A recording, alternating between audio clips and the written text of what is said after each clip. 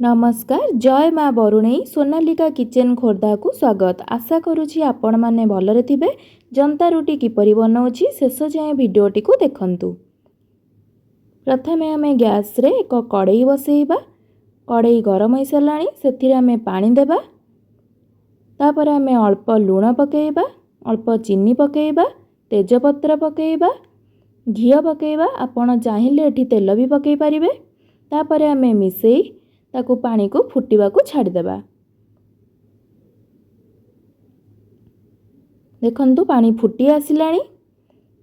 आमे गैस रो फ्लेम को सिम करी अटा पकेई एमती जंतीबा। देखंतु भलो भाबरे जंतीबा नहले गोटा हो जाई पारे।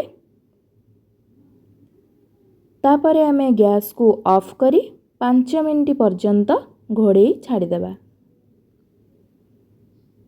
देखंतु मो एठी गोटे प्लेट रे घिओ लगे नहीं। आपण चाहिए तेल भी लगे पारिबे जहाद्वारा चकटिया को एते सुविधा हम। हाथ में लाखिबनी। आमे हाथ में अल्प तेल लगे भलसे एमती चकटिबा। तापरे आमे एमती ताकू चकटी भलसे देखंतु भलसे चकटी हो जाइछि। आमे गुळा बनै नबा। देखंतु एमती भलसे आमे छोट छोट गुळा बनै नबा। केते सॉफ्ट होइछि। गुळा बनै नेली। तापरे आमे ताको एबे बेलिबा। जेमती आपण रोटी बेलुछंदी सेमती ही बेलिबा। देखंतु मु एबे बेली देली। मु एबे सबुतक बेलिकी नेइछि। तापरे आमे तावा बसेइबा। तावा गरम होई सारिलाणी। तापरे आमे हेतरे रोटी को पकेइबा। तापरे आमे एक कॉटन कपड़ा सहाय्य रे ताको एमती आस्ते आस्ते दबाई सेकिबा। देखंतु मु एठी बिना प्याज रसुण रो डालमा सहित नेइछि। मु डालमा दही आउ जंता रुटी नेइछि।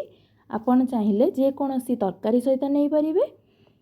घरे थिबा छोट पिला आउ वयस्क माननक पई एटा बहुत भलो हबो। आपण निश्चय थरे ट्राई करंतु।